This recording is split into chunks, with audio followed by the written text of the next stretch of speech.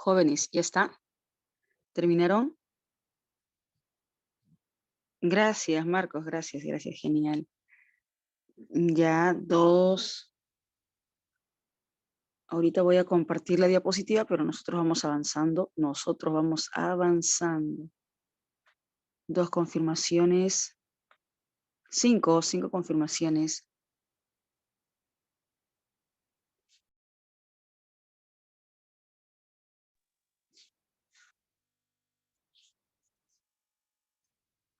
Cuatro, cinco. Ya está. 5 confirmaciones. Bien, empezamos jóvenes con lectura. Empezamos con la lectura, chicos. Hasta mientras que yo comparto la diapositiva, nosotros avanzamos de una vez. Bien, confírmame, por favor, confírmame si el texto número 1 empieza con un tema referente al concepto de ciencia. ¿Sí? El texto número 1. Sí. Drake, vamos avanzando mientras yo comparto la diapositiva. Nosotros vamos avanzando mientras yo comparto, para ir avanzando. Esa lectura es, ¿no? Ese texto es. Vamos avanzando. Texto número 1.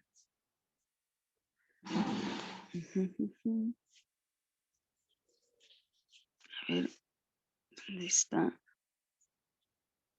Aquí está.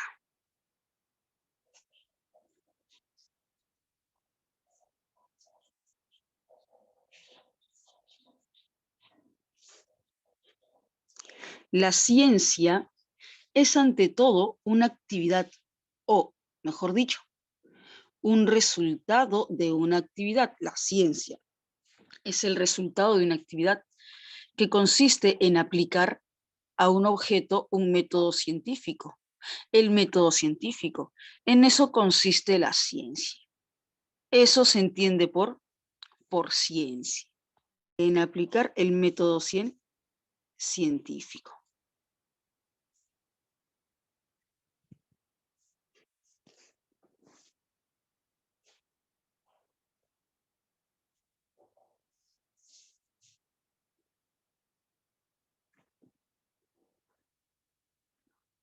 Seguimos.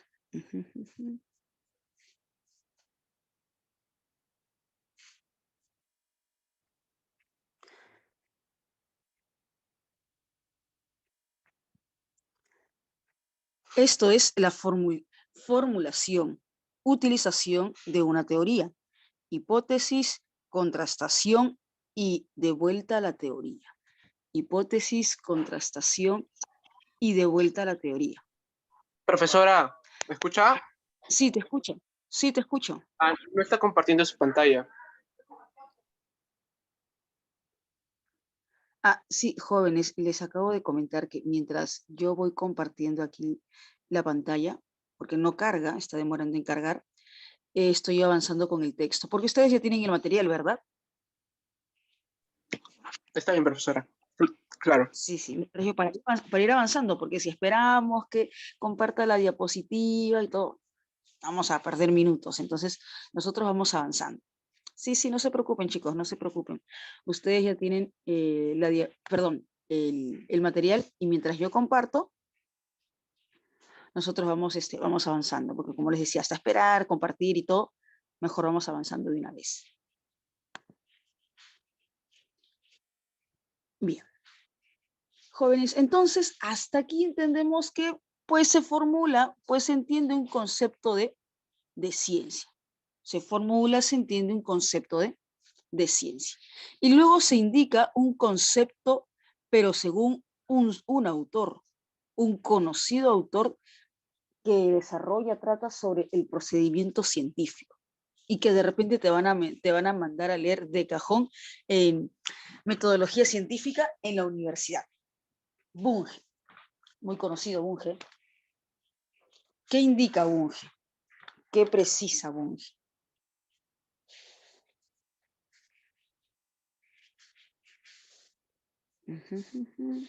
Aquí está. ¿Qué indica Bunge? La definición de Bunge es clarificadora. ¿Qué quiere decir clarificadora? Que explica, esclarece, dilucida. ¿Cuál es la definición de Bunge? Construcción de reproducciones conceptuales de la estructura de los hechos. En otras palabras, conceptos procedentes de los hechos, de la realidad, ideas, nociones, conceptos procedentes de la realidad, del hecho. La ciencia es conocimiento o racional. La ciencia es conocimiento, la ciencia es conocimiento racional. La ciencia es conocimiento racional, sistemático y un proceso, y por lo tanto falible. ¿Qué quiere decir falible? Si dice la ciencia es conocimiento racional, sistemático, contrastable, sistemático de proceso, contrastable y por lo tanto falible. ¿Qué quiere decir falible? ¿Que se equivoca o que no se equivoca? ¿Que puede equivocarse o no puede fallar? Claro, Ilan, exacto, que Ilan. Puede fallar, puede equivocarse. Entonces no es netamente infalible, no es netamente infalible, puede fallar, puede equivocarse, puede errar, es parte del proceso, es parte del proceso. Bien, seguimos. Esta idea es crucial, ¿no?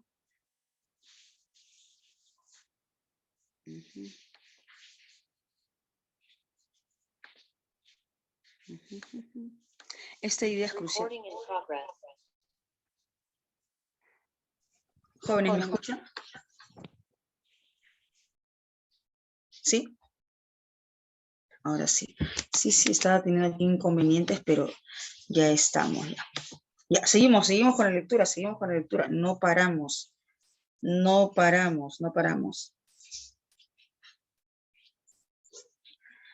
Bien, como bien indicaba aquí su compañero, profe, puede cambiar, cambiando.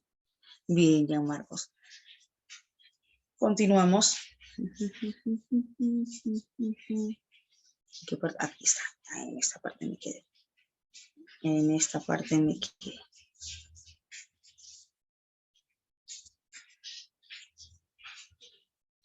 De manera que, dejando de un lado el debate sobre la definición, sobre la definición de la ciencia, muchas veces maniqueo. Maniquear es deliberar entre lo bueno y lo malo, entre lo que está bien y lo que está mal.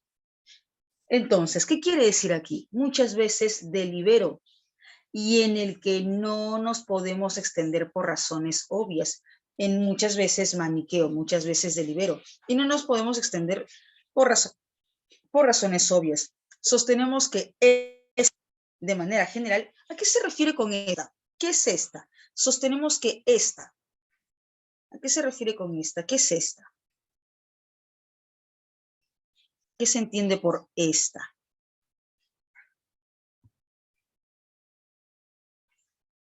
La ciencia, exacto, la ciencia. De manera que esta, la ciencia, de manera general, es un conjunto de conocimientos. La ciencia, de manera general, es un conjunto de conocimientos obtenidos mediante la observación y el razonamiento. Y de los que se establecen principios y leyes generales. En otras palabras, jóvenes, la perspectiva con la que se está abordando la ciencia es una perspectiva muy puntualizada, muy individual, muy particular, o es una perspectiva generalizada. A ver, si aquí se indica, por lo tanto, esta es un conjunto de conocimientos obtenidos y el razonamiento y que debe estar, y de los que se establecen principios y leyes generales. ¿Qué quiere decir ello? La perspectiva con la que se aborda el concepto de ciencia general, claro, generalizada. En su sentido más amplio, se emplea para referirse al conocimiento de cualquier campo. Suele aplicarse sobre todo la organización del proceso experimental verificable. La organización del proceso experimental verificable. Jóvenes, en síntesis, para el texto A, un concepto sí, pero es un concepto que se aplica para cada disciplina. Es un concepto general, es un concepto generalizado. Sin embargo, en el caso del texto B, la tesis es coincidente o es opuesta. En el caso del texto B, la tesis es coincidente. Dice que hay un concepto general. ¿Afirma que hay un concepto general? No. En el texto B, pues no se afirma que exista un concepto, o que se formule un concepto general. Tanto los científicos como los filósofos emplean habitualmente el término genérico ciencia para designar todos los conocimientos incluidos en las diversas ramas científicas, y la expresión método científico para referirse a los criterios y procedimientos empleados por los hombres de ciencia en la elaboración y desarrollo de sus disciplinas específicas.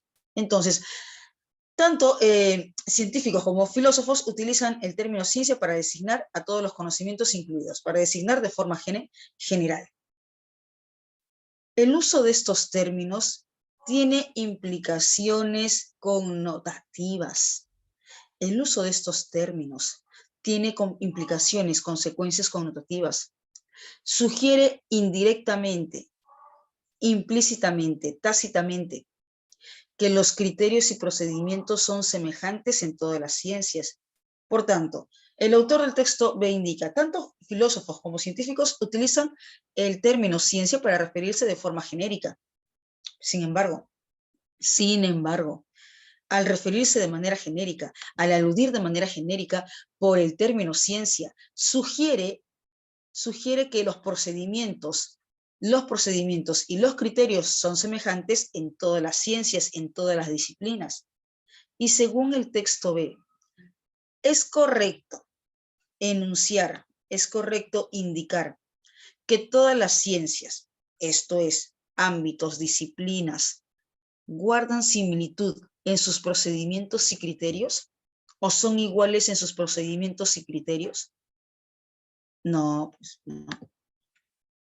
No son iguales en las distintas disciplinas científicas, los distintos ámbitos científicos, no son iguales, tanto en criterios como procedimientos, no son iguales. Yo creo que estas implicaciones, ¿qué quiere decir? Incluir en concepto científico todo tipo de disciplina, todo tipo de ámbito, todo tipo de espacio científico. Son inaceptables. En otras palabras, no puedo incluir en un mismo saco, en una misma caja, en un mismo concepto, todas las disciplinas científicas. Eso es inaceptable. El grupo de las ciencias es heterogéneo. Algunas de las diferencias que existen entre ellas son fundamentales. No dependen solamente del hecho que estudian clases distintas de fenómenos o de entes, sino también de sus propósitos. Sus propósitos no son iguales. Disciplinas, ámbitos científicos son diferentes. Y los propósitos no son los mismos. Entonces, ¿por qué tener un mismo concepto, una misma noción para ciencia? Si las distintas disciplinas científicas tienen propósitos distintos. Por lo tanto, métodos de estudio diferentes. Por estas razones, no creo que sea posible formular una definición de la ciencia que abarque todas sus ramas. No creo que sea posible formular una definición. Papá, un segundito, está buscando su llave, no encuentra su llave, le quiero prestar mi llave. A ver, disculpen.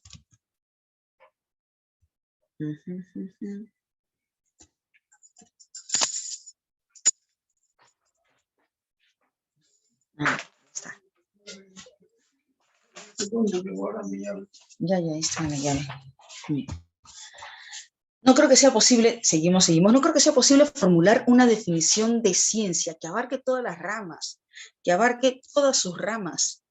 Tal definición tendría que ser tan general, que sería aplicable a muchas actividades, incluso sería aplicable a muchas actividades científicas.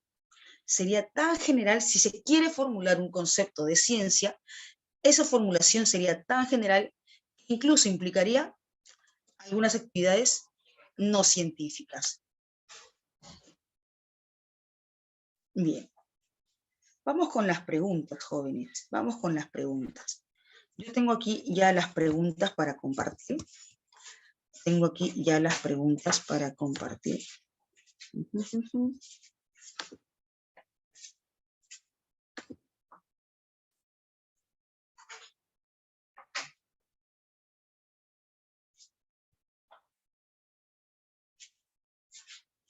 Bien, ya está. Me avisan si es que se visualiza, pero vamos empezando. En el texto dialéctico se discute sobre, en otras palabras, la polémica, la controversia, el debate, la polémica, la controversia, el debate. Jóvenes, ¿me confirman por favor si se visualiza? Ya logré compartir. Sí, sí se visualiza.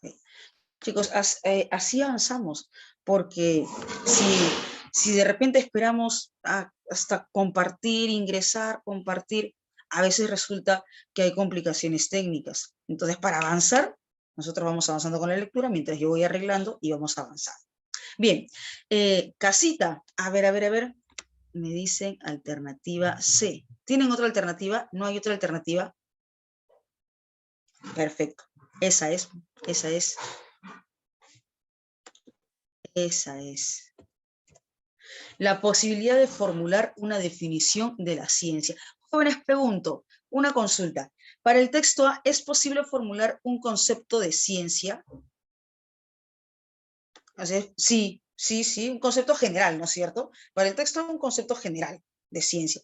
Sin embargo, para el texto B es posible concebir, originar, forjar un concepto de ciencia. No, porque la ciencia es diversa, es heterogénea, hay tantas disciplinas, hay tantas ramas, que un concepto de ciencia no implicaría o no indicaría exactamente qué significa cada rama.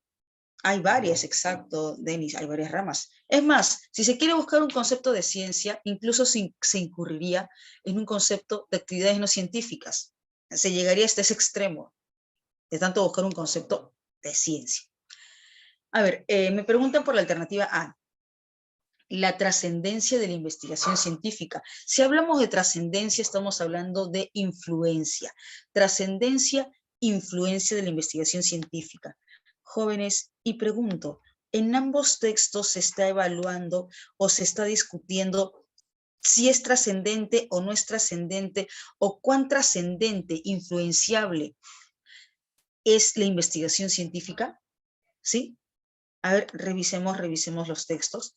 De repente en los textos tenemos un tema polémico, o el tema polémico referente a cuán trascendente, si es trascendente o no es trascendente, o cuán trascendente, cuán influenciable es el procedimiento científico. ¿Sí, jóvenes? A ver, revisemos. Ya, me indica, profe, no se indica, no se precisa como tema polémico, Jóvenes, no confundir. El hecho de que de repente se enuncie o el hecho de que de repente se indique en el texto no quiere decir que sea el tema polémico. Y ustedes habrán percatado de ello, ¿no? Entre las alternativas van a encontrar palabras o expresiones que se mencionan en el texto, pero eso quiere decir que esa palabra o esa expresión es el tema polémico. ¿Qué dices, Denis, Gianmarcos, Lismel?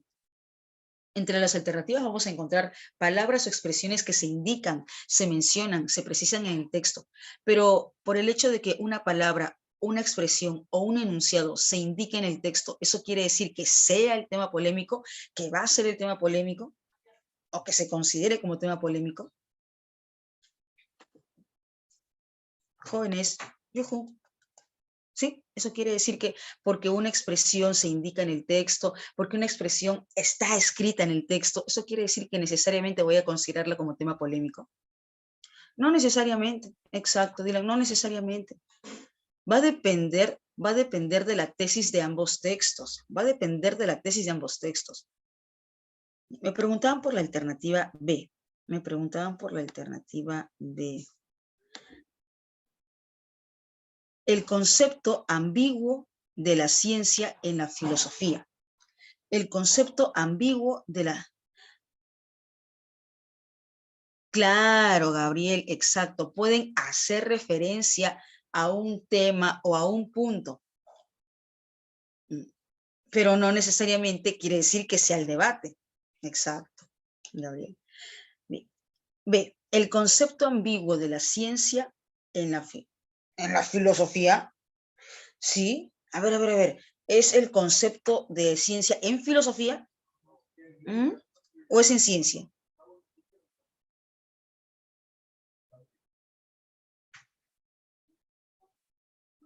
En ciencia, exacto, Dylan, no en la filosofía, sino en ciencia, en la ciencia. Bien. Jóvenes, me dejo entender por qué la respuesta no es a, no es avioncito ni baby. ¿Sí? Me dejo entender por qué la respuesta no es ni avioncito ni baby. Me confirman, chicos, al toque. Si hay dudas, me avisan. ¿Sí? Ya, vamos. A ver. Casita, cachimbo. Oh. En el texto ve el término inaceptable. Es inaceptable. O sea, el autor del texto indica, es inaceptable para mí concebir un concepto de ciencia. Entonces, ¿está a favor? Ya, por aquí me dicen sin sentido. ¿Tienen otra alternativa? ¿Tienen otra alternativa?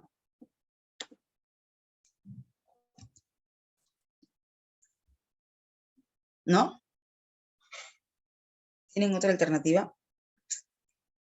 Ya, a ver, vamos a evaluar, jóvenes. Vamos a evaluar. Recusación es refutación. Brian, recusación es refutación, objeción. Te refuto, te objeto, contradigo lo que tú estás diciendo porque no estoy de acuerdo. Recusación. Ya, por aquí, profe, ¿qué tal la alternativa B? Ahí también tengo ciertas dudas. Vamos a ver si es la alternativa A. Aún no estamos indicando si la respuesta es la alternativa A. Un sinsentido, jóvenes, es una incoherencia. Un sinsentido es una incoherencia. Por ejemplo, incoherencia. Mi mesa llora lágrimas de diamante. ¿Ah? Dime, lo que acabo de decir, digo, mi mesa llora lágrimas de diamante y siente el calor del invierno. ¿Tiene sentido? Mi mesa llora lágrimas de diamante y siente el calor del invierno. Es un sinsentido. Un sinsentido, claro, no tiene sentido. Un sinsentido es una palabra o expresión que no guarda sentido, valga la redundancia, que no guarda coherencia, que no guarda lógica. Principalmente que no guarda sentido, que no guarda lógica. Ese es un sinsentido, es una incoherencia. Vamos a ver si en el texto alude, se refiere a sinsentido, a incoherencia. Aquí. A ver, algunas diferencias. Aquí. Dice, yo creo que estas implicaciones son inaceptables. Yo creo que estas implicaciones son inaceptables. Yo creo que estas implicaciones, estas nociones, estos conceptos que se quiere determinar para la ciencia, es inaceptable. ¿Eso qué quiere decir? Que el autor considera que esos conceptos, esas nociones, no tengan sentido. o que para él esos conceptos, esas nociones no abarcan toda la ciencia. A ver, ¿cuál es el detalle en sí? Que para el autor del texto B, esos conceptos, esas nociones de ciencia son un sinsentido, no tienen sentido, no tienen lógica, son incoherencias, o es que esos conceptos de ciencia no abarcan todas las disciplinas de la ciencia. ¿Cuál es el detalle? Ya, Keira ya me indica, no abarca todo. ¿Qué dices, Denis, Dylan, Diego? Claro, no abarca. Porque si nosotros consideramos que el autor del texto B ve estos conceptos o considera estos conceptos como sin sentidos, es que quiere, si consideramos que el texto B, el autor del texto B, califica estos conceptos como sin sentido, quiere decir que entiende estos conceptos como incoherencias, como ilógicas, absurdas, pero ese no es el punto. Para el autor del texto B, no está de acuerdo, considera que es inaceptable, porque esos conceptos no abarcan todas las disciplinas, no abarcan todas las ramas, exacto, Angelina, no abarcan todas las disciplinas de la ciencia. Bien, por eso refuta esos conceptos, por eso objeta esos conceptos, por eso recusa esos conceptos. No los considera como ilógicos, no los considera como incoherentes, como sin sentido, sino no está de acuerdo. Es inaceptable para mí. No estoy de acuerdo con esos conceptos, porque no abarcan todas las disciplinas. Jóvenes, ¿me dejo entender entonces qué es lo que sucede con la alternativa A? ¿Sí? Parece, ¿no? Porque parece que fuese la respuesta, pero nos damos cuenta que el autor del texto tiene una postura refutante, confutante, recusatoria, recusación. Recusación es objeción, refutación. Refuta, objeta, contradice. Jóvenes, ¿me dejo entender hasta aquí? Pasamos al siguiente numeral. ¿Sí?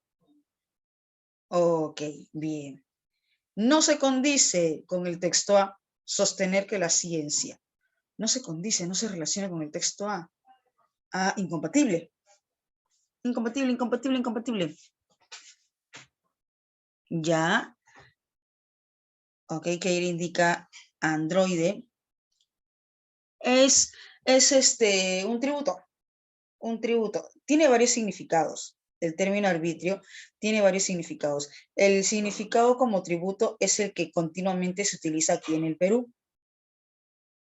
Pero arbitrio, de forma genérica, de manera general, es la capacidad que se supone que tiene el ser humano de adaptarse a una solución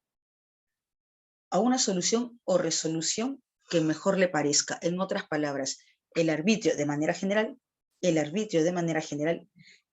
es la capacidad que tiene el hombre para acoplarse, adaptarse y es más, adoptar una solución ante una situación, una solución que prefiera ante una situación. Esa es de manera general, pero aquí en el Perú, arbitrio se conoce normalmente, comúnmente, como un tributo.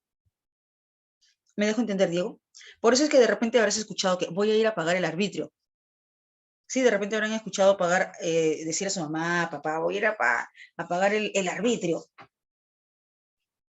No son los gastos públicos en el Perú, pero de manera general es una capacidad. Bien. A ver, me indican androide y casita. ¿Quién más? Androide y casita.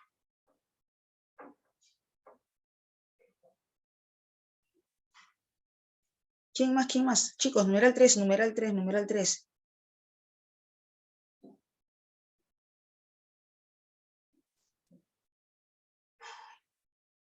Androide, también.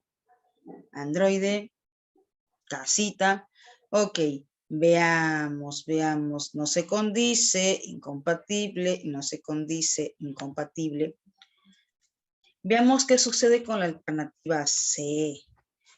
Veamos qué sucede con la alternativa. Con la alternativa C. Profe, no me diga. Sí, pues no es la respuesta. No es la respuesta. A ver, ha generado discusión en torno a la formulación de su definición, según el texto A. Ha generado discusión en torno a la formulación de su definición, la ciencia. Texto A. Texto A. Dejando de un lado el debate sobre la definición. Si dice dejando de un lado el debate sobre la definición, ¿eso qué quiere decir? ¿Que hay o no hay debate sobre la definición de ciencia? Texto A, texto A. Si dice dejando, si hay, exacto, ¿no? Dejando de un lado el debate sobre la definición de ciencia. Entonces, si hay debate, si hay debate, la ciencia ha generado discusión, generado debate con relación a lo que es, con relación a la definición. Entonces, si es compatible. Según el texto A, pues se ha generado debate y dejando a un lado ese debate, esa discusión. ¿Me dejo entender por qué la alternativa C es compatible y no incompatible? ¿Sí? ¿Me confirman, chicos, para pasar a la siguiente pregunta? Perdón, para pasar a la alternativa A, para revisar la alternativa A. Bien. En alternativa A, ¿qué dice alternativa A? Resulta apodíctica. ¿Qué es apodíctica? Apuntamos. Apodíctica es incuestionable. Incuestionable, irrefutable, inobjetable. Jóvenes, entonces, a ver, si apodíctica es incuestionable, irrefutable, inobjetable, ¿se podría entender como infalible o no? ¿Se podría entender como infalible o no? ¿Qué dices, Brian, Kiara, Diego? Claro. Resulta apodíctica, incuestionable, irrefutable. Esto se podría entender como infalible. Y pregunto, jóvenes, para el texto A, ¿la ciencia es infalible? ¿Que no se puede equivocar? ¿Que no puede fallar? No, exacto. En el texto A se indica, se menciona que, exacto, Keira, que la ciencia es falible, que se puede equivocar, que puede fallar. Entonces, por tanto, esta es la respuesta, no se condice. ¿Resulta apodíctica? No, no es apodíctica, más bien es cuestionable, más bien es cuestionable, es falible, es refutable, no es apodíctica. Más bien es falible, es refutable, es cuestionable. ¿Me dejo entender, jóvenes? ¿Sí? ¿Estamos bien? Me dejo entender por qué la respuesta es amorcito. Ok, bien. Pasamos a la siguiente pregunta. Es posible deducir, ¿ya? Es posible deducir que formular la definición de ciencia para el autor del texto B. Claro, para el texto B, la definición de ciencia no se puede dar, no es concebible. ¿Por qué? Porque la ciencia pues es diversa, exacto, ¿no? La ciencia es diversa. Hay varias ramas, varias disciplinas. Porque es heteróclita, heterogénea, diversa, dado. ¿Estamos bien hasta aquí, jóvenes? ¿Dudas? ¿Sí? Pasamos al numeral 5. Si tienen otra alternativa, me avisan. Si tienen otra alternativa, me avisan. Ok, pasemos al numeral 5. Si las ramas, ok, o disciplinas de la ciencia formaran un grupo homogéneo, si las ramas o disciplinas de la ciencia formaran un grupo homogéneo.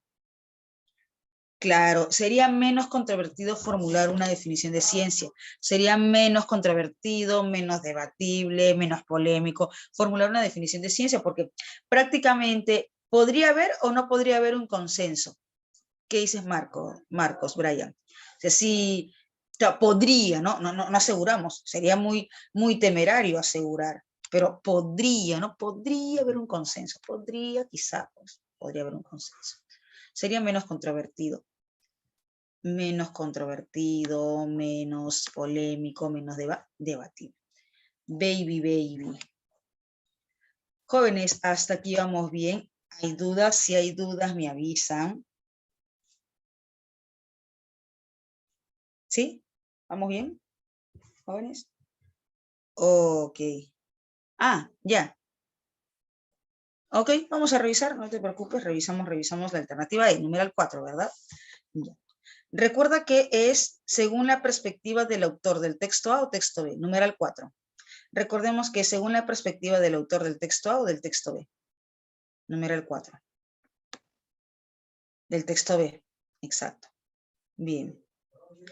Y según el texto B, las disciplinas, las ramas de la ciencia tienen el mismo proceder, los mismos propósitos, los mismos procesos, según el texto B.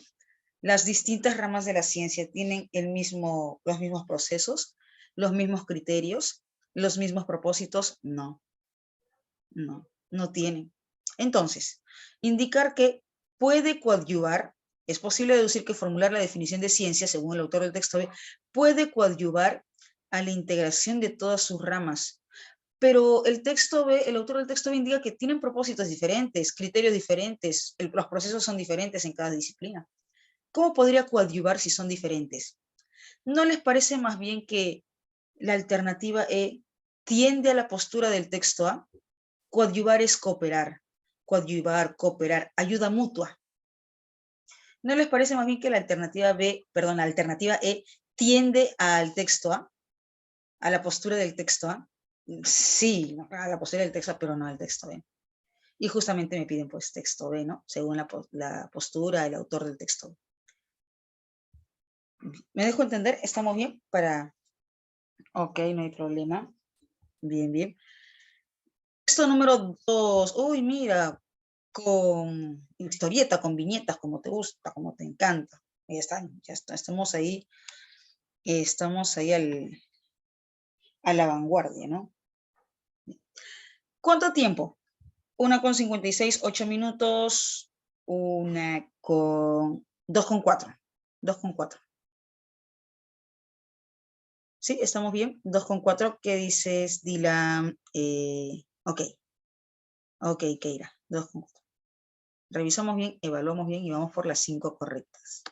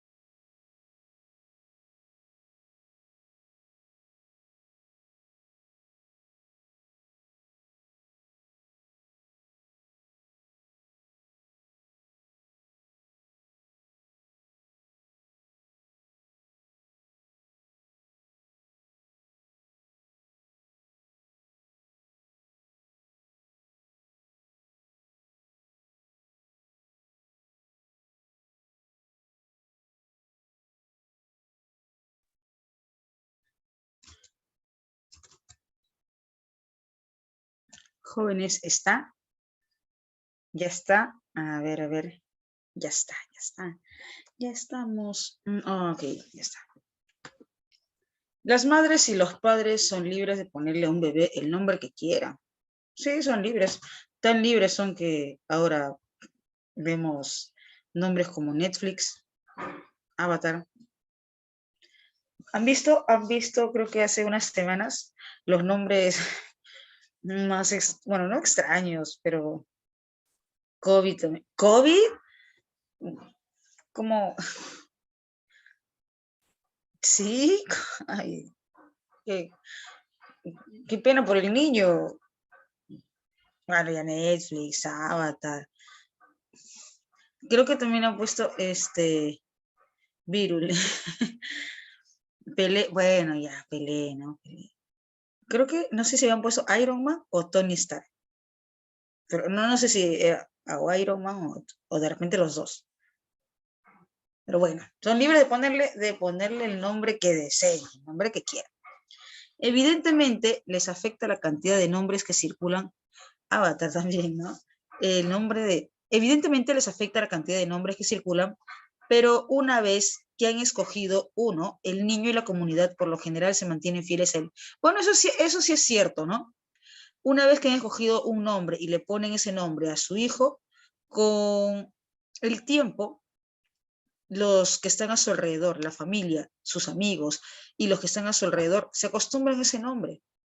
¿Tienen ustedes amigos con nombres extraños que de repente cuando se enteraron que tiene ese nombre o les preguntaron, oye, bueno, conversando, ¿no? ¿Y tu nombre es? Y te dijo un nombre extraño y tú, y ya con el tiempo te has acostumbrado a decir su nombre. Resignación. Ay, Colgate. No, sí es extraño, ¿no? Pero se han percatado que con el tiempo ya se van acostumbrando, ¿sí? O sea, con el tiempo ya no les resulta extraño decir ese nombre, no Colgate, Marles. También, oh, bueno. Ya, bueno, entonces con el tiempo nos vamos acostumbrando a esos nombres extraños, ¿no? El carácter social de los nombres queda ilustrado, mira, también, ¿no? El carácter social de los nombres queda ilustrado en el presumiblemente desventurado intento de Calvin de aprobar el examen de física. Dice Calvin. ¿Cuántos Calvin? No creo que aquí haya algún Calvin. A Calvin le piden, explica con tus propias palabras la primera ley del movimiento de Newton. Con tus propias palabras. Se asustó. Uy, ¿ahora qué hago? Pero se le viene una idea a la mente. Por eso está contento.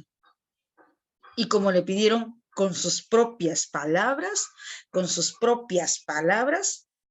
escribió Babla Fudmohruj Pudbitot, impronunciable todavía. Put esto de Garlo Homleplaf. Son sus propias palabras. Le han pedido explicar con tus propias palabras la ley de Newton, la ley del movimiento de Newton, y él explica con sus propias palabras. Inventó esas palabras. Y todavía bien fresco, ¿no? Me encantan las escapatorias. Claro, él escribió lo que le están pidiendo, lo que le están solicitando, pero obviamente con una solución artera, ¿no? Astuta, con una solución artera, con una solución astuta. No es lo que le estaban pidiendo exactamente. Profe, pero no está mal, ¿no? Si le piden con sus propias palabras, pues él está enunciando con sus propias palabras. ¿Sí? Bueno, pero no es exactamente lo que le están solicitando. Digo yo, ¿no? Hacer eso en la universidad. Atreverse a hacer eso en la universidad si el profe te pide explicar con tus palabras qué significa o qué entiendes por tal expresión. Uy, no. No, si haces eso en la universidad ya creo que te despides del curso. Sí, ya Marcos, ¿eh? Te despides del curso. Ni de chiste. Nuestra forma de interpretar con tus propias palabras, como si se refiriera únicamente a cómo se combinan, y no a lo que son, demuestra que las palabras son propiedad de una comunidad.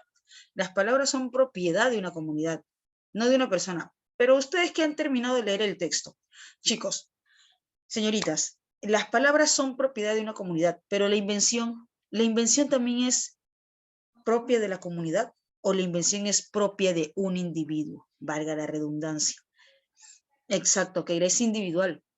La propiedad es social, pero la creación de la palabra es individual. Si una palabra no la conoce todo el mundo, uno podría también no usarla. Claro, porque nadie sabrá de qué se está hablando. Claro, si nadie la usa y si yo intento usarla, nadie me va a entender. No obstante, todas las palabras de una lengua tienen que haber sido acuñadas. Apuntamos, acuñada tiene más de una significación. Acuñada quiere decir que producción de monedas. Acuñar, producir monedas. Acuñar también es insertar una nueva palabra o una nueva expresión. Añadir, introducir una nueva palabra, una nueva expresión. Las palabras de una lengua tienen que haber sido acuñadas por un único hablante. Un único hablante es el que creó la palabra, inventó la palabra. Y la expansión si se da de manera social. La expansión si se da de manera social. Por eso dice la propiedad de una comunidad. Son propiedad de una comunidad. No obstante, todas las palabras de una lengua tienen que haber sido acuñadas. Con algunas palabras de nuevo cuño, de nueva introducción, el resto de la comunidad poco a poco se va poniendo de acuerdo en usar esa palabra para señalar lo mismo, golpeando así la primera ficha de dominó de la cadena que se pone la palabra a disposición de las generaciones que vienen. Pero, como veremos, ¿cómo se forja ese acuerdo tácito? ¿Qué es tácito? A ver, recordemos, ¿qué es tácito? ¿Qué se entiende por tácito? ¿Cómo se forja ese acuerdo tácito? Oculto, escondido, implícito, exacto, Marcos, oculto, escondido, implícito. ¿Cómo se forja ese acuerdo tácito en toda una comunidad? Es un misterio. Ah, bueno, implícito, exacto, Dylan. Sí. Chicos, a ver, es que la comunidad se reúne, hace una congregación, una reunión, y en esa reunión quedan de acuerdo qué palabra nueva utilizar. ¿Saben qué? A partir de ahora vamos a utilizar tal palabra. ¿Así es? No, exacto, que era no, profe. Es un acuerdo implícito, es un acuerdo tácito que se da de la noche a la mañana o poco a poco. Que se da de la noche a la mañana o es poco a poco, gradual. Poco a poco, gradual, exacto. Es un misterio, es un misterio cómo es que se da ese acuerdo tácito. Y se va masificando poco a poco. En algunos casos, la necesidad es la madre del invento. Profe, ¿cómo que la necesidad es la madre del invento? Uy, quiero nombrar esta situación o este contexto, pero no tengo palabra para nombrar esa situación, no tengo palabra para nombrar ese contexto. A la necesidad que tengo de nombrar esa situación o ese contexto, a esa necesidad, pues responde la invención de una palabra. Los usuarios del ordenador, por ejemplo, necesitaban una palabra para denominar una gran cantidad de correos electrónicos. Y al tener la necesidad de nombrar a esa gran cantidad de correos electrónicos, se inventó la palabra spam, que vino a llenar el hueco. Hay una expresión relativa a llenar el hueco. Hay una expresión entre las preguntas que justamente alude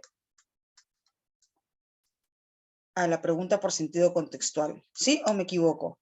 Esta expresión está dentro de la pregunta por sentido contextual. Sí, ¿no? Sí, sí, sí. Bien. ¿Por qué llenar el hueco? Porque existen todas las palabras para nombrar a toda situación, exacto, digo, para completar una nominación, un nombre a una situación que no tiene nominación. Aquella situación, aquel contexto que no tiene nombre, que no tiene nominación, que no hay nombre, a la necesidad de darle un nombre, pues se inventa. Se llena el hueco, el espacio. Pero hay otros muchos huecos que se resisten tercamente a ser cubiertos. Desde la revolución sexual de la década del 60, hemos necesitado un término para designar a los miembros de una pareja heterosexual que no están casados, y ninguna de las sugerencias populares se ha impuesto. Páramo, amado, demasiado romántico. Roommate, compañero de habitación, no es lo bastante romántico. Partner, pareja, demasiado gay. Y las sugerencias de los periodistas demasiado burlonas, como POSSLQ, y siglas en inglés que en el censo se utilizan para denominar a las personas de ambos sexos que comparten una misma vivienda. Y unfriend, buen amigo, por lo de este es mi buen amigo o esta es mi buena amiga. Y hablando de décadas, hemos pasado ya la mitad de la primera del siglo XXI y nadie sabe cómo llamarla. ¿Los años cero? ¿La década del 2000? La etimología tradicional sirve de poco al intentar entender qué es lo que hace que aparezca una palabra y cuaje o no. Jóvenes, ustedes que ya terminaron de leer el texto, la etimología consigue rastrear totalmente el trayecto de la palabra, quién originó la palabra, dónde se originó la palabra. No. Una parte sí, una parte. Los etimólogos pueden rastrear la mayoría de las palabras, remontándose siglos atrás, pero las huellas se desdibujan. Pueden llegar a rastrear cierta distancia, cierto proceso, pero ya a una distancia de investigación se empieza a desdibujar, a desvirtuar, antes de alcanzar el verdadero momento en que un artífice, es decir, un hablante, creó una palabra. Por primera vez utilizó la palabra o utilizó una palabra por primera vez con un concepto o un sonido de su elección. No llega a saber, no se llega a conocer. Con las acuñaciones recientes actuales, sin embargo, se puede seguir el tortuoso, el tormentoso sendero que lleva a tiempo real hasta el nacimiento de la palabra. Recién con las acuñaciones, con las nuevas palabras, con los nuevos términos, pero recién. Si hablamos de términos del pasado, de términos anteriores, no se puede rastrear, se rastrea hasta cierto punto y luego ya las pruebas, las evidencias se desdibujan, se desbaratan, se desvirtúan. La idea principal del texto es, a ver, ayúdame al toque, vamos, lúcete.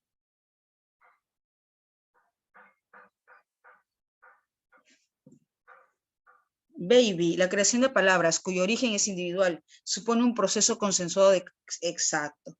La creación de las palabras es individual, sí. La creación de las palabras es individual, pero la masificación sí es social. La masificación de esa palabra, el uso masificado de esa palabra sí es social. ¿Dudas con otra alternativa? ¿Tienen dudas con otra alternativa? Profesora. Hola, te escucho. No me quedó claro en esa palabra consensuado. ¿No se supone que es implícito? O sea, sí. Ya, sí. Ok, bien. Buen punto. Profe, ¿y qué pasa aquí con el término consensuado? Es que en sí llega a un consenso, pero ese consenso es explícito, evidente, notorio, evidentemente se reúnen, se juntan, evidentemente la sociedad se reúne y decide qué palabras va a usar, o ese consenso es implícito. Implícito. El consenso es el acuerdo, pero ese acuerdo puede ser explícito o puede ser implícito. En este caso, entendemos según el texto que ese consenso es implícito. Entonces, el consenso se refiere al acuerdo, que no es necesariamente un acuerdo explícito, un acuerdo directo, un acuerdo evidente, que todos se reúnen, sino también puede ser un acuerdo implícito. Pero, profesora. Sí, te escucho. ¿No caería un poco en ambigüedad con no especificar directamente qué tipo de consenso es? Porque, o sea, como usted dice, puede interpretarse como, obviamente, un implícito, pero también como yo lo hice, yo lo interpreté como uno de manera directa, o sea, donde un consenso, pues como capaz que se reúnen y el texto deja en claro que eso no pasa. Claro, en el texto dice un acuerdo tácito, ¿no? Pero justamente en el enunciado, al mencionar la creación de palabras cuyo origen es individual, creación de palabras cuyo origen es individual, según el texto, de acuerdo al texto, supone un proceso consensuado. Supone. Esa suposición, ¿qué quiere decir? Que es un acuerdo. Si yo supone que es un acuerdo. Entonces, ¿qué me da a entender ese término suponer? Que es un acuerdo que es evidente, notorio, porque si fuese un acuerdo evidente, notorio, donde todos se reúnen, no hablaríamos directamente de una suposición. Pero al decir supone, ya me está dando a entender que es un acuerdo implícito, tácito, porque recordemos que todavía en el texto indica, es un misterio. Ese es el detalle, ¿no? Ese es el detalle. Supone un proceso consensuado. Ah, ya, pues entonces, ¿por qué supone? Porque es un acuerdo implícito, es un misterio, por eso se supone, porque si fuese un acuerdo evidente, notorio, visible, sería por un acuerdo de carácter social, por un consenso de carácter social. Ok, no hay de qué, Gabriel. Otra razón es que, de hecho, San Marcos no tiene pena de nosotros, San Marcos no tiene pena de los postulantes. Y a veces creemos que debe ser específico, ¿no? Creemos que debe ser específico, preciso, pero en algunas ocasiones no es específico, preciso, porque ya como lectores nos vamos a dar cuenta al toque, rápidamente. Y ustedes se habrán dado cuenta también que hay algunas alternativas que de repente les falta cierta precisión, pero San Marcos no te la pone tan evidente, ¿no? Ese es el detalle también. Bien. 7. Chicos, si tienen dudas en el numeral 6, numeral 6, avisen. No, numeral 7, vamos con el numeral 7. ¿Sí? A ver. 7 de jóvenes con E.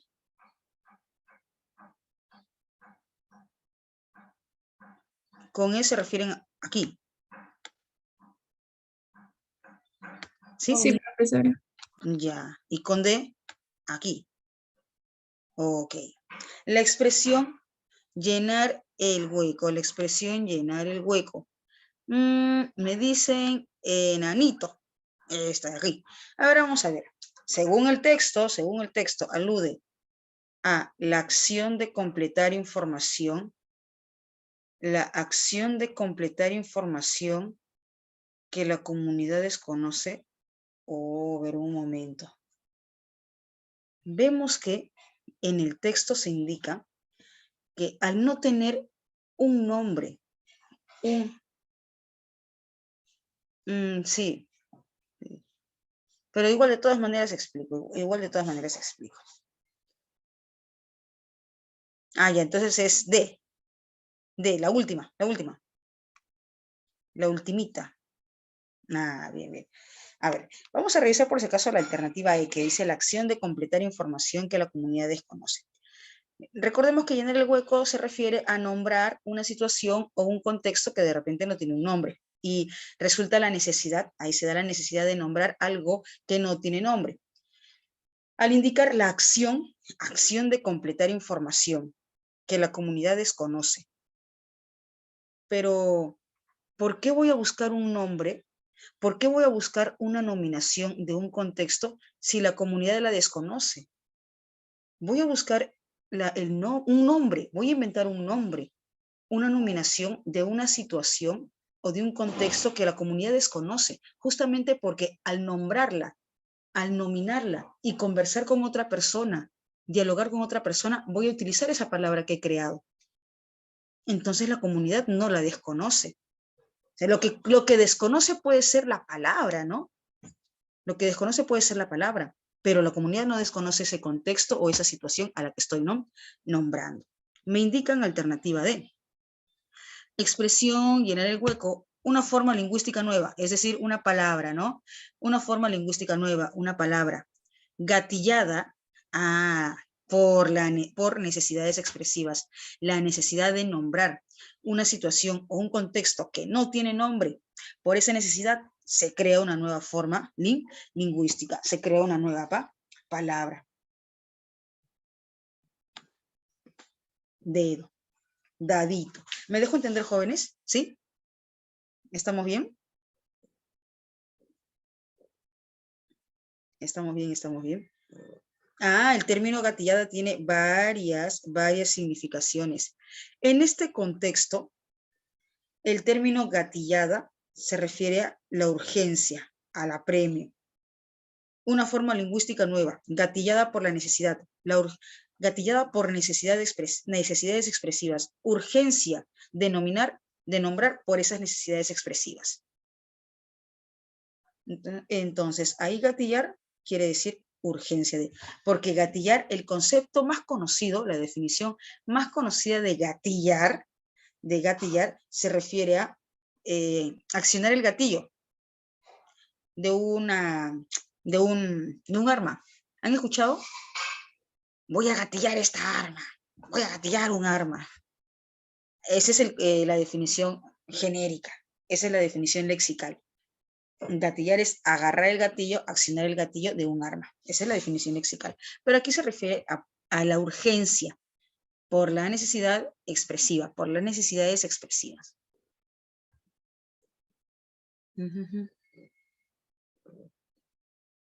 Claro, Denis, sí, la acción de completar información. La acción de completar información que la comunidad desconoce. Pero la comunidad no desconoce. Por ejemplo, Denis, tú ves una situación o de repente has visto varias veces la misma situación o el mismo contexto, pero no tienes un nombre para nombrar esa situación, no tienes un nombre para nominar ese contexto. Entonces inventas un nombre, creas un nombre para denominar ese contexto. Y en una ocasión conversamos y justo estamos conversando sobre esa situación, sobre ese contexto. Y tú dices el nombre que has creado para ese contexto. Y yo entiendo el contexto, comprendo el contexto.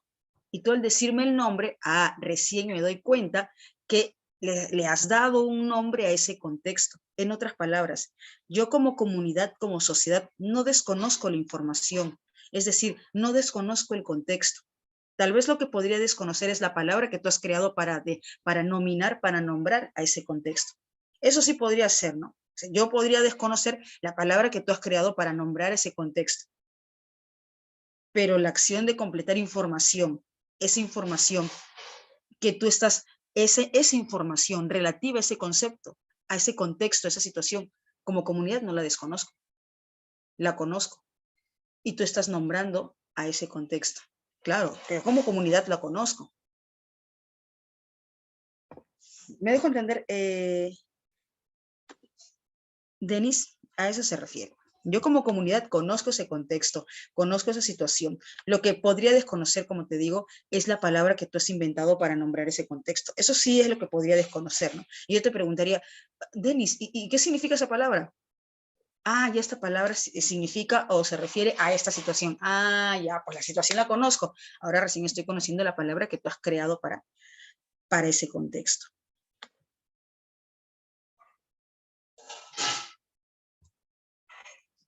Resulta incompatible respecto del proceso de creación de nuevas palabras. Afirmar que. ¿Cuál es su respuesta? Resulta incompatible respecto al proceso de creación de palabras. Afirmar que. A, C. ¿Quién más? C. A ver, veamos, ¿qué sucede con la alternativa C? La etimología permite realizar un rastreo. Esto sí es cierto, jóvenes. Porque la etimología, la etimología permite saber quién dio origen a la palabra, cómo fue el origen, dónde fue el origen. La etimología permite ello. ¿Sí? ¿Quién originó? ¿Quién creó la palabra? Parcialmente. Aquí dice exacto, que los etimólogos pueden rastrear pueden rastrear la mayoría de las palabras. Sí, sí pueden rastrear, pero las huellas, solo una parte, pero las huellas se desdibujan antes de alcanzar el verdadero momento. Solo pueden rastrear una parte, pero a un trayecto del camino de la investigación se desvirtúa, se desdibuja y ya no pueden llegar a conocer quién fue el creador, el que inventó, o dónde o en qué contexto se dio esa creación. Solo una parte. Por eso esta alternativa es compatible, la alternativa A. La etimología permite realizar un rastreo parcial, no total, sino parcial. ¿Me dejo entender por qué la alternativa A es compatible? ¿Sí? Tú, Michi, ¿qué has marcado? La Michi también ha marcado casita. A mí. ¿Me confirman, por favor? ¿Sí? ¿Estamos bien? Ok, me indican alternativa C. Espera, a ver. Es de tipo individual. Eso sí es cierto. La creación de palabras, de nuevas palabras, es de tipo individual. Eso sí es cierto. Y permanece limitada a la interpretación de quien la creó de forma arbitraria, de forma totalitarista. Eso es cierto, jóvenes, que permanece solamente a mi interpretación. Si yo he creado una palabra y esa palabra solamente permanece a mi interpretación, solo para mí, no. ¿Qué dice el texto? La creación es individual, la creación es individual, pero la propiedad es individual o social. Se la conoce, esa palabra la conocen, solo yo o social. La creación es individual, pero la propiedad es social, se masifica socialmente. Entonces no se limita a la interpretación de quien la creó, sino está referenciada a la masificación social. Casa. Incompatible. Jóvenes, ¿me dejo entender? ¿Sí? ¿Estamos bien?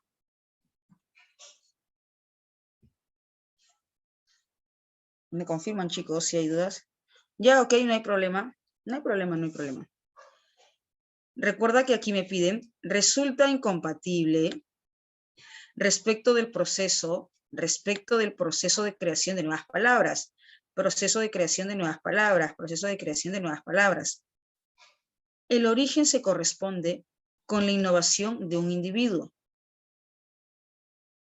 y se ajusta a las necesidades comunicativas.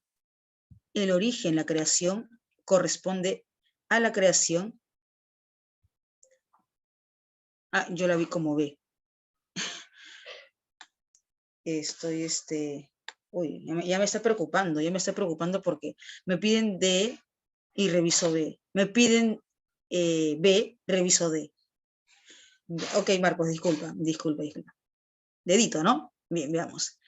Está vinculado con diversas aristas de la vida del hombre. Aristas de la vida del hombre. ¿A qué se refiere con aristas de la vida del hombre? Diversos contextos, diversas situaciones, diversas facetas, experiencias del hombre. Claro, Dylan, diversas facetas, diversas situaciones, diversas experiencias del hombre.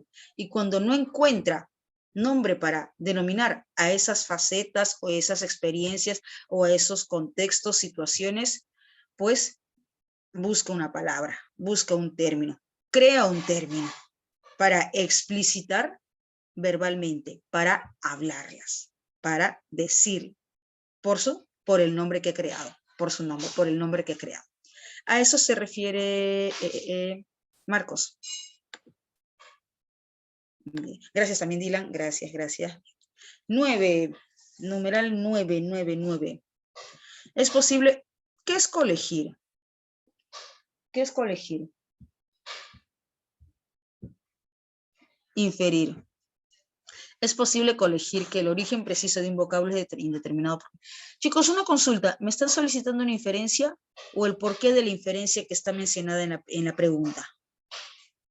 ¿Qué me están solicitando? El porqué, claro, que me están solicitando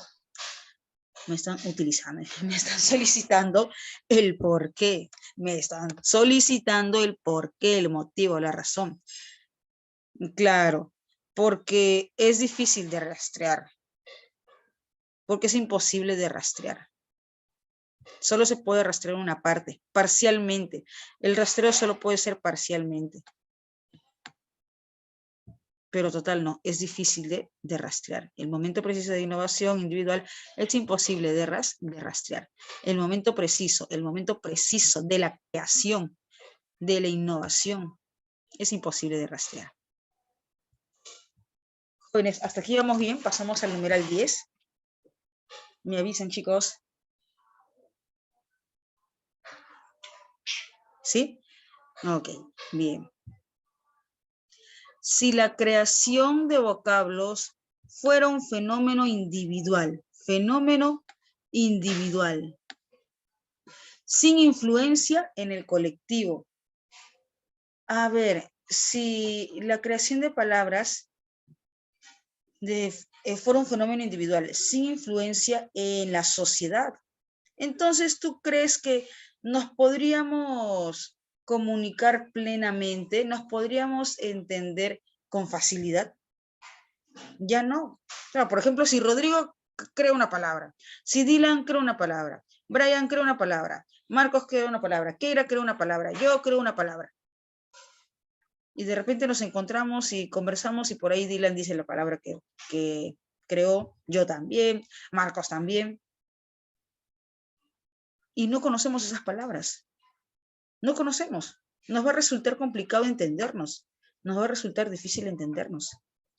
Interactuar, comunicarse con claridad tendría un alto costo. No nos vamos a entender con facilidad. Va a ser complicado entendernos. ¿Por qué? Porque si esa creación solo queda en nosotros, que somos los creadores, si esa creación solo queda en nosotros, que somos los creadores, y no hay influencia social, no hay trascendencia social, pues no nos vamos a entender. Va a resultar complicado entendernos. Ena, ¿qué pasa con la alternativa B? ¿Revisa la alternativa B o...? Sí, ¿tendría sentido afirmar que estos términos son... No son innecesarios. Yo, que he creado una palabra para un contexto, para una situación, para mí, la creación de esa palabra es innecesaria. Claro, Rodrigo, para mí, como creador, como creadora de esa palabra, como inventor de esa palabra, no es innecesaria. Esa palabra es necesaria. Pero aquí dice, ¿tendría sentido afirmar que estos términos son innecesarios? Claro, si no hay influencia en el colectivo, pues entonces de repente para el colectivo no es necesario. Pero aquí bien indica, ¿no? Si la creación de vocablos fuera un fenómeno individual sin influir en el colectivo, tendría sentido afirmar que estos términos son innecesarios. Innecesarios, como bien indica Gabriel, podría ser innecesario para el colectivo, por eso es que no lo utilizan. Innecesario para el colectivo, para la sociedad, por eso es que no utilizan el término, pero necesario para mí, que soy el creador. Aparte de ello, ¿no? Aparte de ello. Me dejo entender, es necesario para quien crea. Para quien crea la palabra, para quien origina la palabra, es necesario. Sí, de hecho, tiene mayor pertinencia, pues, a diferencia de la alternativa B. Jóvenes, hasta aquí estamos bien. Me confirman para pasar de una vez al texto 3. Te está esperando el texto 3, te está esperando. Ok, entonces pasemos al texto 3. Texto 3. ¿Cuánto tiempo para el texto 3? 2:40, 2:48. Ya, 8 minutos. Revisamos bien, evaluamos bien y vamos por las 5 correctas.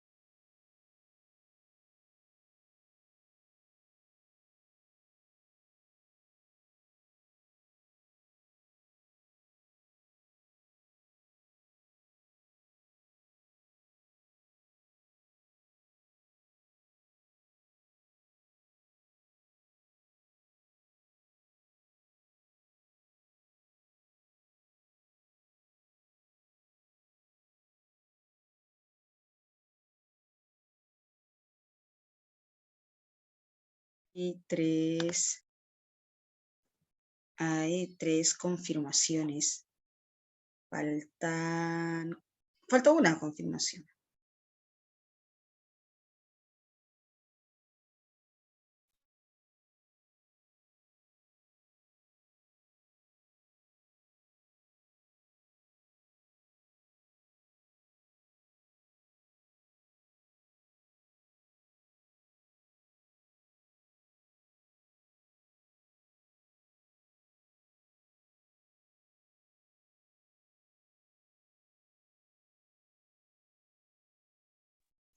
Bien, jóvenes, a ver, revisemos. Jóvenes, una consulta. Los ejemplos que se plantean de estos distintos personajes son ejemplos del ámbito químico, del ámbito antropológico, del ámbito físico, del ámbito social, físico, del ámbito físico. Exacto. Comprendieron que la razón, estos personajes, estos físicos, comprendieron que la razón no conoce más que lo que ella misma produce según su bosquejo. La razón no conoce más de lo que ella produce. Y busca respuestas ¿en dónde? ¿En dónde busca respuestas la razón? ¿En la misma razón? ¿Dónde busca respuestas? En la naturaleza. Exacto. Busca respuestas en la naturaleza. Obliga a la naturaleza a contestar sus preguntas. Obliga a la naturaleza a contestar sus preguntas. Busca respuestas en la naturaleza. Pero no se deja conducir como andadores. En otras palabras, no se deja manipular. No se deja someter como marioneta. No, no, no. Busca respuestas en la naturaleza. Exige a la naturaleza, obliga a la naturaleza a contestar sus preguntas, pero no se deja dominar. Pues de otro modo, las observaciones contingentes relacionadas, los hechos sin ningún plan bosquejado de antemano, no pueden venir a conexión en una ley necesaria que es, sin embargo, lo que la razón busca y necesita. Profe, ¿qué quiere decir ello? En otras palabras, ¿qué dice el autor? El físico va a buscar respuestas en la naturaleza, el físico y su razón. El físico, obviamente, y su razón, van a buscar respuestas en su naturaleza, van a buscar respuestas en la naturaleza. Pero según el texto, el físico va a buscar, el físico y su razón, va a buscar su razón, va a buscar respuestas sin tener un plan en mente, sin tener conceptos en mente, sin tener ideas en mente. No, exacto, no. La razón, el físico y su razón va a buscar respuestas en la naturaleza, pero va a tener conceptos en mente, ideas en mente, nociones en mente, un plan bosquejado. Por eso es que no se va a dejar dominar por la naturaleza, porque ya tiene en mente lo que quiere buscar, ya tiene en mente lo que quiere buscar, investigar.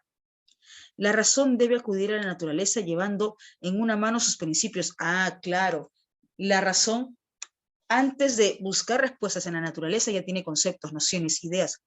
Y para buscar respuestas en la naturaleza, en una mano tiene los principios. Y según las cuales tan solo los fenómenos concordantes pueden tener el valor de leyes. Y en la otra, el experimento.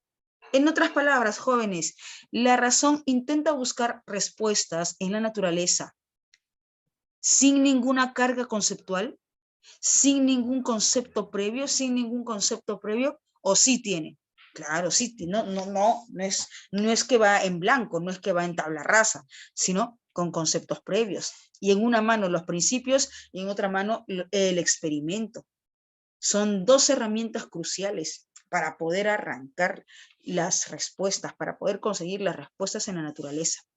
Pensando según aquellos principios, así conseguirá ser instruida por la naturaleza. La razón conseguirá ser instruida por la naturaleza, pero no en calidad de discípulo, no, sino en calidad de juez autorizado, que obliga a los testigos a contestar, que obliga a los agentes de la naturaleza a contestar las preguntas que les hace, y así la misma física debe tan provechosa revolución de su pensamiento. En otras palabras, ¿qué dice el autor del texto? que esta manera de proceder del físico, aplicando la razón para conseguir respuestas en la naturaleza y conseguir respuestas con una carga previa, con conceptos previos, es lo que ha hecho de la física tan provechosa revolución de su pensamiento, a la ocurrencia de buscar, no imaginar en la naturaleza, buscar respuestas en la naturaleza, conforme a lo que la razón misma no sabría nada, si es que no buscara respuestas en la naturaleza. Solo así ha logrado la física estar en el camino seguro de una ciencia. Es así como la física ha logrado estar en el camino seguro de una ciencia. Profe, ¿cómo así? Buscando respuestas en la naturaleza, aplicando estas dos herramientas elementales, principios y experimento, buscando las respuestas, obligando a la naturaleza a responder sus preguntas.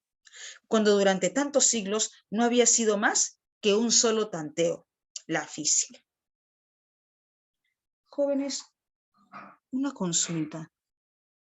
¿El texto en sí trata sobre la física como tal? O sea, el contexto, el enmarcado sí es física. Ya, el contexto, el enmarcado es física. Pero habla sobre teoremas físicos. Claro, pero principios, ¿no? Principios que sigue, bien. Pero esto, enmarcado en teoremas, en métodos, en teoremas, métodos, metodología, no. Sino en el proceder, en el proceder científico. Aplica la razón para buscar respuestas en el proceder científico. Y chicos, una consulta. ¿Recuerdan cómo se llama a esa disciplina que estudia una noción, un concepto o una ciencia basándose en el procedimiento, en la aplicación del procedimiento científico, como en este caso, que se aplica la razón para buscar las respuestas en la naturaleza? Y ese es el camino que ha recorrido la física para convertirse en una ciencia. ¿Recuerdan cómo se llama esa disciplina? Que trata sobre el procedimiento científico, que trata sobre... Ya, a ver, va por ahí.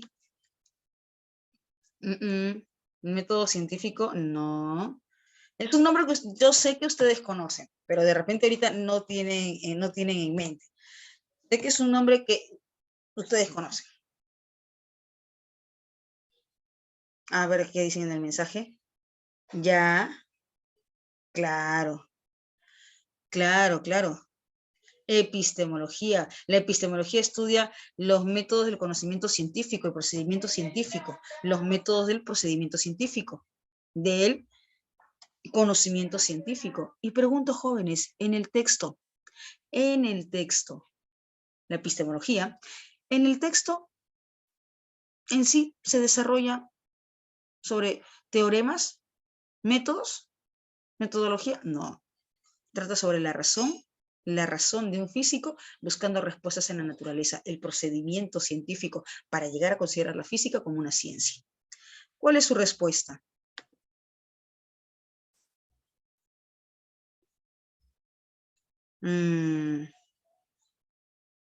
Filosófico. Porque ¿cómo que filosófico? ¿Acaso la epistemología no pertenece a la ciencia? No, la epistemología es una rama de la filosofía. La epistemología es una rama de la filosofía. Jóvenes, cada vez que les hablen de procedimiento científico, de tratamiento científico, conocimiento científico, es epistemología. Epistemología parte de la filosofía. 12. Según opinión del autor, ¿ya? Para que la física siga la vía segura de una ciencia, debe cumplir con las condiciones de... ¿Cuáles son esas condiciones que la física debe aplicar para conseguir las respuestas? Esas dos condiciones. Claro. Principios y experimento. Principios y experimento. Aquí me pide dos condiciones. Dos condiciones.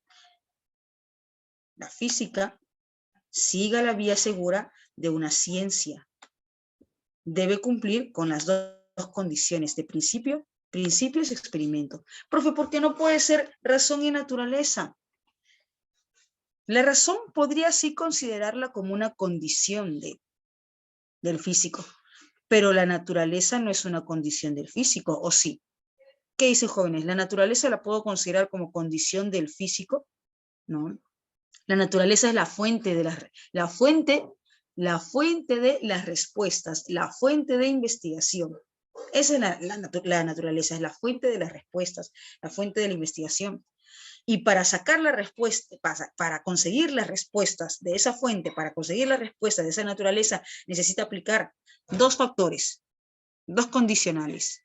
Aplicar los principios y experimento. El tema central del texto. Todo gira en torno a las leyes y razón. Es en parte, esto es la alternativa C, leyes, las leyes, es en parte. Ahora bien, se menciona que no todo principio se puede considerar ley.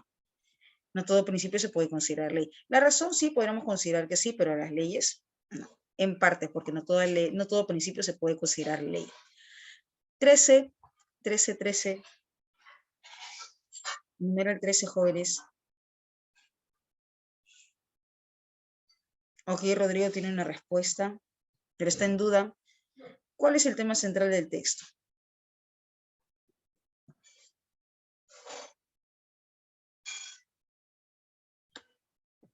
La ciencia física.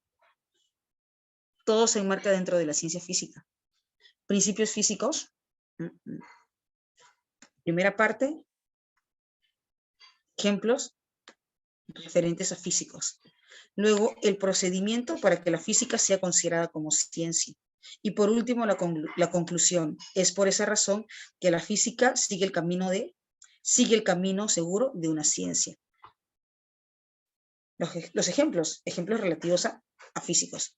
Lo que sigue, procedimiento de la física para convertirse en ciencia. Y la conclusión, la física sigue el camino seguro de una ciencia. Enanito. 14. Numeral 14, jóvenes.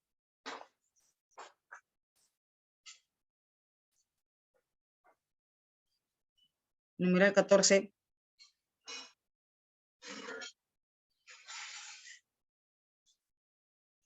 ¿Ve? Baby, a ver. Se afirma que los principios dados por la razón se pueden considerar como leyes si concuerdan con la naturaleza. Eso sí es correcto. La pura razón es la física misma. No, la razón tiene como meta buscar las leyes de la naturaleza. No necesariamente. Los principios dados por la razón se pueden considerar como leyes si concuerdan con la naturaleza. Eso sí concuerdan. Claro, los principios dados por la razón se pueden considerar como leyes si concuerdan con la naturaleza. Ejemplo, si sucede en la naturaleza, si pasa en la naturaleza, este principio se puede considerar ley porque la naturaleza lo avala. ¿Es así o no es así, jóvenes? En el caso de la física, hay leyes que están avaladas, que están sustentadas justamente por reacciones que se dan en la naturaleza. Naturaleza se refiere a todo el entorno, no un bosque, no una selva, sino al todo.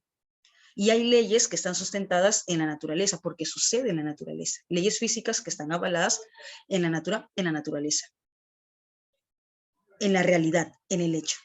A eso se refiere Keira.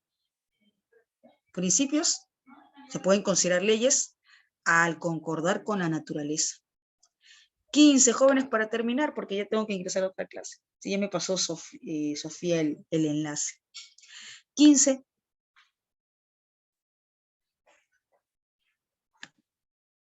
Baby. Bien, chicos, ahora sí. Sora. Hola. Antes de que se vaya, la 15, yo, consideré la letra D, porque dice se infiere, y, en el texto menciona que, de hecho, ¿cómo se llama? O sea, lo parafraseé un poco, pero es como que lo pusieran ya directamente, de que la razón es guiada por la naturaleza, entonces no sería inferencia. Ya. Pero si yo marco la alternativa D, a ver, primero evaluemos la alternativa D. Entre la natural, sí, D, ¿no es cierto? O... Es que yo más decía, ¿cómo se llama? Que hay una contradicción porque, o sea, en el texto mismo menciona que como la naturaleza no debe no puede guiar a la física como tal de la mano, sino, no, ¿cómo se llama? Como si fuera un maestro que enseña a los alumnos, no, sino más bien el que hace las preguntas y que hace que la naturaleza responda todo es, ¿cómo se llama? La física. La física tiene que ser como que el predominante. Entonces son como que papeles antagónicos. Es decir, no pueden ser, ¿cómo se llama? Ah, ya, tú estás tomando, Claro. tú estás tomando la natural. Ya, pero si estás tomando como papeles antagónicos, también estás tomando como si la naturaleza fuese el O sea, maestro. no tanto como, perdón por interrumpirle, no tanto como papeles antagónicos, pero sí contradictorios en todo caso. Por eso dije, bueno, la D puede ser la más pertinente, claro, en todo caso. Pero igual, si me dices papeles antagónicos o una contradicción, si tuviesen una contradicción, entonces podríamos conseguir la naturaleza, perdón, la razón, podría conseguir respuestas en la naturaleza. O sea, si hay una contradicción entre la naturaleza y la razón, hay una contradicción. La razón podría conseguir respuestas en la naturaleza. Pero, o sea, usted lo enfoca como de otra forma. Yo más como que, sí entiendo su punto, pero bueno, capaz he estado mal el mío, no sé. Yo más lo veía como que en forma de explicar más, o sea, de que la naturaleza no puede, ¿cómo se llama? Como lo había dicho, no puede llevar a la física, sino la física la física a la naturaleza. Algo así lo había visto, o sea, como que en forma de demostrar conocimiento, algo así, que se refería al texto, no tanto como a ellas dos como tal, algo así. Claro, pero entonces ya no se vería como una contradicción, tal vez como una parcial contradicción. O sea, al indicarme yo, ya, entonces con una parcial contradicción. Pero es más, aquí me dice, entre la naturaleza y la razón hay una contradicción. No podría buscar respuestas, la razón en la naturaleza Claro, si hubiese sí, una contradicción. sería Entonces, parcial, sí, tienes razón. es parcial la contradicción. En el caso de la alternativa B, bueno, parece, ¿no? Parece que estuviese directa. La razón es guiada por la naturaleza. Aquí. Comprendiendo que la razón no conoce más que ella misma, produce según el bosquejo que debe adelantarse, según las leyes, obligar a la naturaleza a contestar sus preguntas. No, empero, dejarse conducir como andadores. Ahora, eso de guiar quiere decir orientar, porque instruir ya se consideraría como el papel del maestro y el alumno. Por eso dice, es guiada, orientada. Tal vez si hubiese tenido aquí instruida, ahí sí, descartada, porque instruida quiere decir que hay un papel de maestro y alumno. Guiada, orientada. ¿Por qué? Porque la razón está como un juez. La orienta, la guía, pero no la instruye. Chicos, ahora sí, gracias, me están escribiendo de la otra Muchas gracias, sesión. profe. No hay de qué, no hay de qué. Nos vemos, chicos. Cuídense, cuídense. Profesora, Bye, bye. profesora, Hola, disculpe, hola. por favor, ¿nos podría pasar las claves? De los otros textos, ya al toque, porque ahorita también tengo que ingresar a otra clase, chicos. A ver. Ya, a ver, un ratito.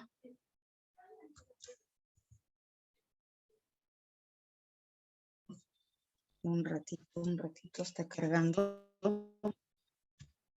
Ya, puedo ver de aquí, Ya, veremos.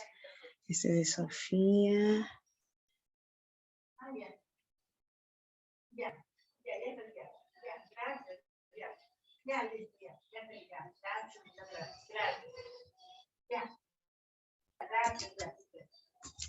A ver, un segundo, chicos. Ahí voy.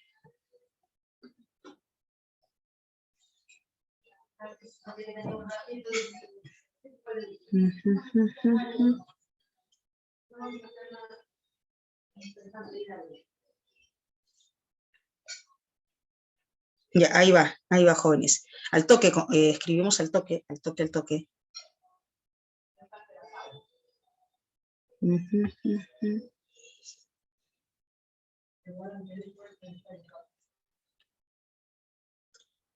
Ya, siguiente. 16B. B, D, D, B. A ver, copiamos. B, D, D, B.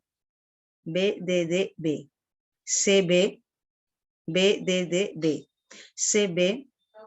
E, B, S. ¿Lo tenemos? ¿Sí? A ver, repito. B, D, D, B. B, D, D, B. C, B. E, B. C, B, E, B, S. Ya está. Bueno, chicos, ahora sí, ya me están llamando para... Sí, sí, sí. B, D, D, B, C, B, E, B, S. Está bien, Marcos, está bien. Está bien, ahí está. Marcos ya tiene la secuencia. Bien, chicos, ahora sí, me despido. Cuídense. Bye, bye.